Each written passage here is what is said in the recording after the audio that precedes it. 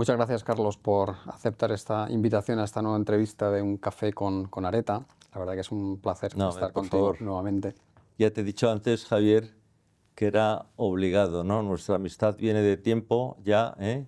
Hace mucho, 20 y tantos años, y siempre recordaré tu época en Tecno, en la que muy amablemente me invitaste muchas veces y alguna conseguiste que fuese ahí a Italia, y tengo un recuerdo extraordinario de Sí, esas esa cosas visita, ¿eh? nunca se olvidan. No, por Además fuiste supuesto, en familia, o sea que por supuesto, fenomenal. lo agradezco mucho, ¿eh? Y Carlos, me gustaría que antes de empezar a entrar en algunos temas un poco más relacionados con la arquitectura, me comentases, si es posible, que sé que es difícil, en un minuto, dos, digámoslo así, la trayectoria del estudio Lamela, cuál ha sido y cuáles han sido los proyectos con los que más os habéis sentido identificados y qué es lo que os ha hecho realmente ser diferentes del resto de... Bueno, vamos.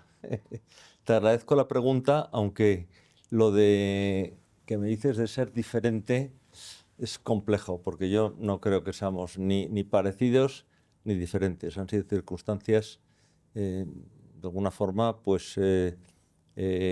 bueno, pues como toda la vida, singulares, ¿no?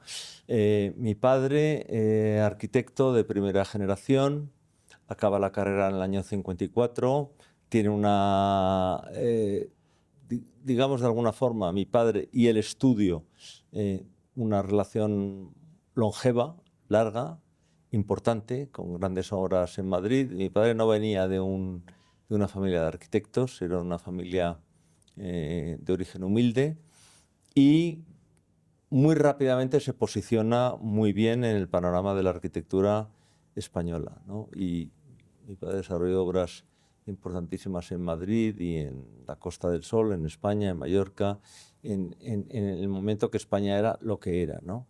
Yo acabo la carrera en el año 81, ya hace 40 y muchos años, o 40 y algunos, y continúo de alguna forma, por ser el único hijo arquitecto, la profesión de mi padre, ¿no? Y eso nos ha hecho poder tener una vinculación de su carrera con la mía, que ya este año o el año pasado sumó 70 años, ¿no? Entonces, bueno, hemos sido un estudio de referencia en España, en Madrid, con proyección internacional.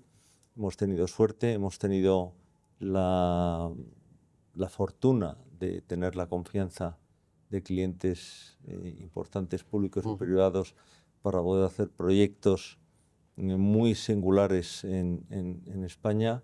Y bueno, pues estamos muy agradecidos, y como yo siempre digo, que la arquitectura, tanto a mi padre como a mí, nos dio la posibilidad de tener una atalaya y una posición para mirar nuestra nación, nuestro país y nuestra sociedad de una forma privilegiada. Y estamos tremendamente agradecidos por esta circunstancia, con una sensación y tira de deber, de devolver a la sociedad lo que la sociedad nos ha dado, ¿no? Yo siempre digo, a mí la arquitectura me lo ha dado todo, todo es todo, ¿no? Me dio un medio de vida, me dio una manera de ver todo mi entorno, el arte, la cultura, todo lo que necesitaba ver. Y bueno, pues he sido un afortunado enorme de poder haber compartido esta profesión tan bonita y tan increíblemente bella, ¿no? Y después de 70 años de historia del estudio, ¿ha cambiado mucho la arquitectura desde entonces hasta hoy? Bueno, ¿Cuáles son los elementos que más sí, es una han buena transformado? pregunta, porque realmente la arquitectura tiene dos facetas, la móvil y la inmóvil, ¿no? Es decir, la arquitectura siempre es arquitectura, desde siglos o milenios casi, ¿no? Porque en definitiva la arquitectura nace como la necesidad del cobijo para el ser humano. En principio como una necesidad vital mínima, habitable, pero luego, claro, con toda la complejidad que tiene el ser humano de usos, ¿no? Pero obviamente todo eso se va complicando, se va convirtiendo en algo mucho más complejo, ¿no? Entonces, bueno, pues la arquitectura, bueno, pues hoy lo es todo, ¿no? Porque como hoy decía Fermín en la charla que yo comparto, ¿no? El hombre necesita la arquitectura desde que nace hasta que muere, ¿no? Para vivir, para nacer, para sanarse, para educarse, para trabajar. La arquitectura es todo, ¿no? En las ciudades, en cualquier ámbito. Se habla de sostenibilidad hoy en día, que lo abarca todo. En la arquitectura está tomando un protagonismo muy importante. Desde tu punto de vista, y pensando un poco en la proyección de lo que tiene que ser el urbanismo de los próximos 40 o 50 años, ¿cuáles son los elementos más importantes que están tomando protagonismo dentro de lo que es la sostenibilidad? Y si hay algún aspecto que desde tu punto de vista no se está teniendo en consideración y que debería ser relevante. Bueno, con respecto primero al urbanismo, ¿no? Es decir, la arquitectura es la ciencia o disciplina que estudia la edificación. Esa edificación normalmente puede ser aislada en el medio rural o inserta en una ciudad utilizando otra disciplina que es el urbanismo, que en España siempre ha sido asumida por los propios arquitectos. España es uno de los pocos países que no tiene la titulación de urbanista propiamente. La titulación de urbanista es una especialidad de la arquitectura. Se sobrepone la arquitectura al urbanismo, cuando posiblemente tenga que ser al revés, ¿no? Eso quiere decir que en España son ámbitos muy cruzados, muy complementarios y muy entrelazados. Y evidentemente no puede haber buena arquitectura sin buen urbanismo, porque no tiene sentido. Podría haber buen urbanismo sin buena arquitectura, que sería un problema, pero evidentemente son dos ciencias, dos disciplinas muy entrelazadas. En cuanto a la sostenibilidad, bueno, yo he de decirte, Javier, que la palabra o el adjetivo sostenible nunca me ha gustado, porque es una traducción literal del inglés sustainable, pero realmente deberíamos decir otros términos que en español serían más apropiados, como admisible, asumible, y son absolutamente innegables. Es decir, no hay arquitectura sin una visión asumible de la propia ciencia, porque la arquitectura española, en cuanto tú la divides por las diferencias que ha habido en nuestra propia geografía, siempre ha sido sostenible, ¿no? En España, tú no puedes hablar de una arquitectura española, puedes hablar de la arquitectura gallega, vasca, castellana, catalana, andaluza, balear, canaria, lo que sea, ¿no? Extremeña, porque la arquitectura siempre se adecuaba al medio. Es decir, no existe una arquitectura tradicional que no se adecue al medio físico. El Cigarral de Toledo tenía unas características adecuadas a la tierra que tenía, al material que se podía construir, al clima de Toledo. El Cortijo andaluz era otra cosa, la masía catalana, el hórreo gallego, es decir, la casa, el caserío vasco, es decir, siempre fue sostenible. Es la arquitectura internacional que nace en Europa fundamentalmente en los años 20 del siglo pasado, a raíz de las nuevas corrientes artísticas, el cubismo, en el cual se internacionaliza y logra crear un caldo de cultivo que prioriza un modelo internacional aplicable a todo el mundo. Esto que fue un experimento internacional, pero que de alguna forma se ha asumido, tuvo sus aspectos positivos y negativos, ¿no? Porque desnaturalizó la arquitectura tradicional que estaba ligada con la referencia al clima, al ambiente, a la cultura. Bueno, yo creo que todo esto ahora hay un movimiento para recuperarlo, 100 años después, 100 y pico años después, y porque como todo sarampión, todo llega, pero todo se estudia al final y todo acaba, ¿no? Y todo se reinterpreta. Entonces yo creo que estamos en un momento que todos estas filosofías y reflexiones se están poniendo encima de la mesa, con lo cual la sostenibilidad se va a tener que parametrizar de otra forma, pero siempre pensando en que no siempre se hicieron mal las cosas. Es decir, yo creo que ha habido momentos de mayor compromiso y de menor compromiso, pero al final estas idas y vueltas lo que tienden es a hacer una línea horizontal de adecuación. ¿Y vosotros desde el estudio cómo incorporáis todos estos conceptos que hoy en día se Bueno, oyen? pues mira, con sentido común, que es como se hacen las cosas en general, y con sensatez. Mi padre en los años 70 fue un activista del tema del compromiso de sostenibilidad, entonces la palabra ecología no existía. Él acuñó el término naturalismo, de alguna forma, para acercarse a la naturaleza y poder, de alguna forma, reinterpretar aquellos conceptos que se habían, de los que nos habíamos alejado, ¿no? Entonces, bueno, el estudio siempre ha estado muy cercano en estos planteamientos, pero de una forma, como yo te diría, de sentido común. Es decir, como la cocina española, por mucha gastronomía que haya de Disney y tal, tiene una base general del producto, de la sensatez, del conocimiento, de la tradición. Bueno, pues yo lo asocio a lo que es la arquitectura, ¿no? Es decir, evidentemente la intelectualidad puede fluctuar, pero siempre hay una línea media que se mantiene constante. Que al final es la integración con el medio, realmente en el Bueno, que se por desarrolla. supuesto, es decir, como yo he dicho antes, sentido común, sensatez, es decir, cualquier cosa que tú, Javier y yo, Carlos, en una conversación distendida en 5 minutos nos No ponemos de acuerdo en lo que tiene que ser sostenibilidad, arquitectura, respeto al medio ambiente y todos los demás conceptos, ¿no?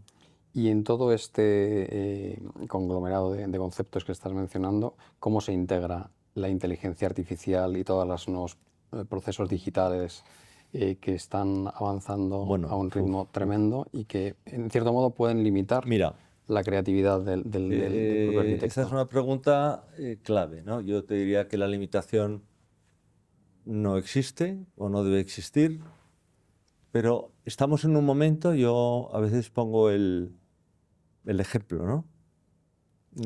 Cuando yo he reflexionado sobre lo que va a representar este momento para la humanidad,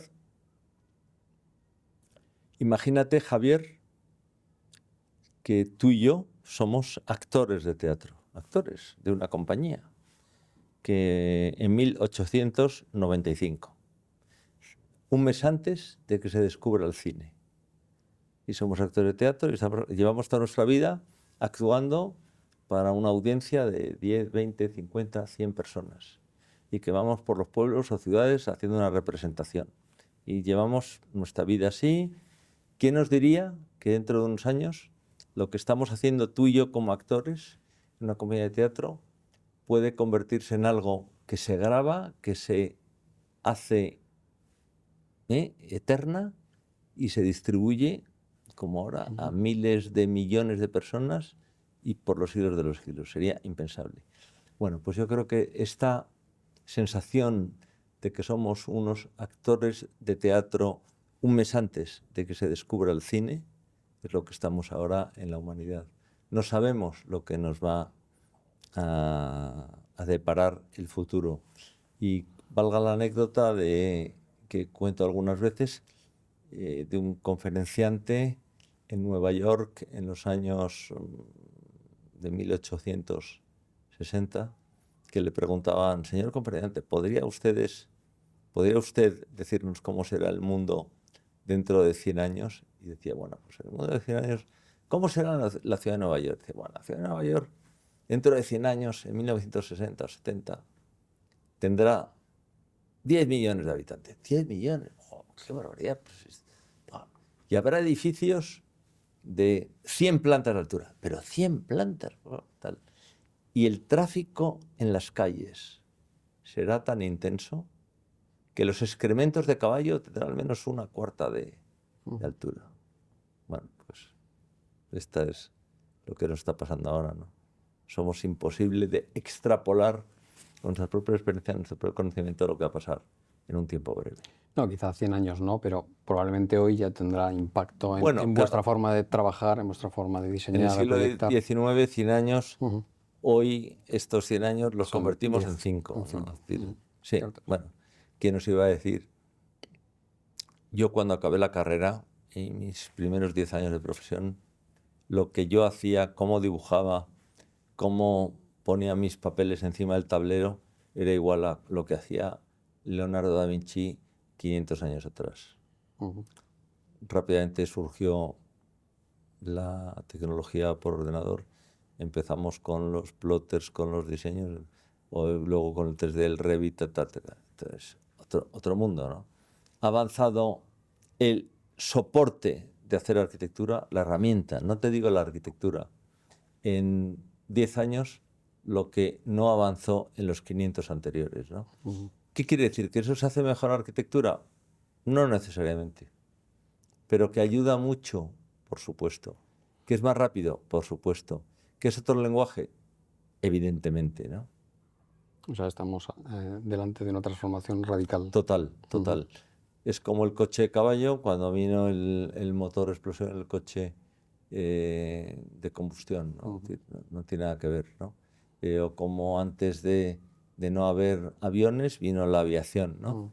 Ten en cuenta que la aviación, por ejemplo, por un ejemplo, desde 1903, que es el primer vuelo tripulado con un elemento más pesado que el aire, no los globos, hasta el descubrimiento, la aterrizaje en la Luna, pasan 66 años, ¿no?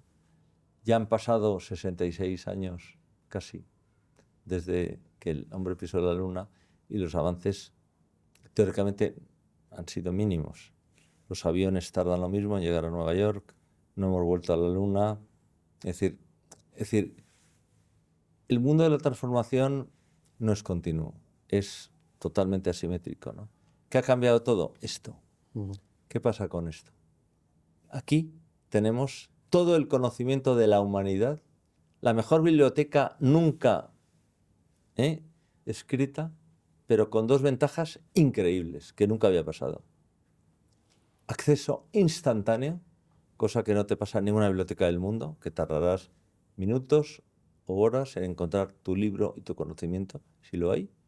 Y luego una cosa más importante, acceso gratuito. O sea, que un niño debajo de un árbol en Sudán o en Namibia o en sitios recónditos del mundo, con un instrumento como este, puede hacerse una carrera de medicina, interactuando con el mejor cirujano de Nueva York o de Londres o de Berlín o de Madrid. Eso es una cosa que lo pensamos y va a cambiar. ¿Cómo no va a cambiar la humanidad esto? Porque el conocimiento se ha convertido en algo universal y gratuito para el que quiera. El que quiera seguir viendo Telecinco y el Sálvame y todo eso, puede hacerlo. Pero si ese tiempo, perdonad, lo pongo como ejemplo que me ha salido, pero si todo ese tiempo, en vez de hacerlo ahí, lo utilizas en documentarte, entrar en todas las fuentes de conocimiento que hay aquí gratis, ¿sabemos lo que esto puede cambiar la humanidad? Esto es realmente el instrumento que va a ser un exponente increíble de cambio. Construcción industrializada. Bueno, es evidente. Es decir, mirémonos en la automoción, ¿no? Cómo se fabricaban los coches a comienzo del siglo XX, ¿no? Cuando los constructores construían chasis y eran carroceros quienes todavía casi fabricaban las carrocerías, que viene de carrocería, viene de carroza, ¿no? Pero hubo un momento que alguien dijo, no, tenemos que unir carrocería, chasis y lanzar un elemento común que sea un automóvil y que además se reproduzca de forma fácil, masiva, ¿no? Entonces, esto tiene que pasar en la arquitectura. 100 años después, 150 años, ¿no? Yo creo que España es un país que puede ser el paradigma de la construcción industrializada. Las grandes fábricas de edificios que van a venir dentro de 20, 50, 100 años, los edificios se fabricarán como coches. No tiene sentido estar haciendo edificios prototipo, ¿no? Cuando realmente es inventar la rueda, ¿no? Y eso se fabricarán por robots, ¿no? Y se montarán y se distribuirán y se almacenarán y se transportarán a todo el mundo. Por eso España, que tiene espacio, que tiene tecnología, que tiene las grandes constructoras, pues es el gran país donde esto se podría hacer. Pero esto necesita un compromiso de muchos miles de millones de inversión, en los cuales tiene que ser la administración, las grandes constructoras, las empresas, los arquitectos y demás, ¿no? yo estoy convencido que eso se logrará. ¿Tú crees que hay esa predisposición hoy para invertir en este Yo sector? creo que hoy todavía no existe la mentalidad porque existe un gran desconocimiento y porque los españoles todavía miramos a corto plazo. Pero si los españoles estuviésemos mirando a medio o largo plazo, a 15, 20, 30, 40 años, pues, es decir, las 5 de las 10 o 15 grandes constructoras del mundo son españolas. No tiene sentido que no se unan para hacer el gran proyecto de la inducción prefabricada para el mundo, para el mundo. Se necesitarán grandes fábricas de decenas de millones de metros cuadrados, ¿no? Para que todo esto se pueda fabricar y se pueda exportar y se pueda transportar a medio mundo. Ese es el futuro. ¿Vosotros como estudio estáis ya utilizando esta tecnología Bueno, en llevamos vuestros años proyectos? ya utilizándola, pero he de decirte que con cierta decepción por la velocidad a la cual va el mercado. Es decir, nosotros ya hace muchos años empezamos en esto, pero nos hemos dado cuenta que todo va mucho más lento de lo que pensamos, ¿no? Porque en España hay un exceso de visión economicista, es decir, estamos tan atados por los márgenes mínimos, y tú lo habrás sufrido en lo tuyo, ¿no? También, y yo en lo mío, que al final 1 euro más, 1 euro menos te hace perder o ganar un contrato sin mirar lo que ese contrato te da o lo que ese contrato te produce. Entonces, yo creo que aún le quedan años para que la sociedad realmente se convenza de que este es el camino. No hay duda, no hay otro. Digitalización, construcción industrializada, nuevas tecnologías, inteligencia artificial, estamos delante de mucho... Irremediable, ¿no? Irremediable, ¿no? Es decir, irremediable. Se dice que los arquitectos veis las ciudades de otra manera, con ojos distintos. ¿Qué es lo que te sigue sorprendiendo a ti, si es que hay algo que te sorprende Bueno, después de tantos años trabajando? pues mira, a mí me sorprende el día a día, el día a día. Es decir, he de decirte, yo cuando viajo, en plan fin de semana familiar, con mi mujer, con mis hijos, yo siempre les digo, mira, mi museo es la ciudad.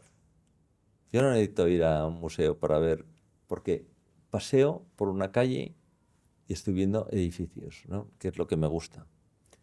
Y la diferencia es que ahora aprecio muchísimo más cualquier arquitectura. Hace 30, 40 años solamente veía algunos elementos muy singulares. Hoy todo lo que veo me interesa, todo lo que veo, y aprecio todo. Y cada vez que veo un edificio, por que no le llame la atención a mis compañeros, tal, me dicen, bueno, ¿qué ves en eso? Joder, pues que veo una intención, un balcón, una ventana, fíjate, tal, imposta, joder, qué barbaridad, qué esfuerzo, ¿no? Mis compañeros, mis colegas, sean de hace 50, de hace 100 años, de hace 20, da igual que sea en Copenhague, en Madrid, en Namibia, tal. Qué maravillosa profesión tenemos, qué gusto de colegas hemos tenido, anónimos, que han hecho un esfuerzo, que han hecho una labor excepcional. Entonces, cada vez lo valoro más. Cualquier rincón de cualquier ciudad es interesante. Siempre abierto a nuevas... ¿Eh? Siempre abierto a nuevas sorpresas. Por supuesto, cada vez más. No, cada vez más. La apertura de mente, yo creo que se va abriendo con la edad. En vez de cerrarse, se abre. Afortunadamente. Comentas en tu presentación del estudio que los arquitectos lo que tenéis que hacer es escuchar los ecos de la sociedad para dar respuesta a viejas necesidades y nuevos deseos. ¿Cómo interpretas esa frase tuya? Es la propia vida. Yo creo que necesidades, deseos, todo va entrelazado. Yo he tenido la suerte de ser arquitecto, el agradecimiento a mi familia que me dio esta posibilidad y al Estado, a la nación, a España, que me pagó la carrera. Es decir, no nos olvidemos, mi carrera no costó nada. Cuando yo estudié era gratis todo. Yo venía de una familia acomodada, podía haberme permitido el lujo de pagar mi padre, pero la carrera era gratis. Todo esto me lo ha pagado la sociedad. Yo tengo que devolverle a la sociedad lo que he recibido, ¿no? De forma clara, ¿no? Entonces, soy enormemente agradecido a la sociedad española, pero de todos los ámbitos. Cualquier persona de España me pagó mi carrera. O sea que al final Yo tengo que devolver lo que he recibido y lo tengo que hacer con ilusión, con entusiasmo, con generosidad, ¿no? Y además lo hago contento, encantado y convencido. ¿Y cuál sería el legado que tú dejarías a nuevas Bueno, el legado generaciones? es intentar hacer las cosas bien, intentar hacer las cosas de forma sensata, una ciudad mejor para nuestros descendientes, más bonita, más agradable, más tranquila, más alegre, es decir, bueno, lo de siempre, ¿no? Es decir, las cosas son sencillas, ¿no? Y ya para terminar, que hablas de cuando tú estudiaste la carrera, ¿qué es lo que le recomendarías a estos nuevos arquitectos que se incorporan al mercado laboral o que están terminando su Bueno, carrera o que acaban de montar su propio bueno, les estudio? recomendaría que amen a su profesión, que viajen, que se informen, que tengan la generosidad que la sociedad ha tenido con ellos y que se esfuercen por entender esta maravillosa disciplina que es la arquitectura, ¿no? Es decir, yo creo que es algo maravilloso la arquitectura y que tenemos que cuidarla en todos los ámbitos y protegerla, ¿no? Muy bien, pues muchas gracias por tu tiempo. A ti, Javier. Muy interesante siempre hablar contigo. No, por favor, a ti Y por interlocutar conmigo, siempre es un placer. Desde hace años, Javier, ya lo sabes, el aprecio y admiración que te tengo. nos emplazamos para una Muy siguiente bien, ocasión. por supuesto. Muchas gracias.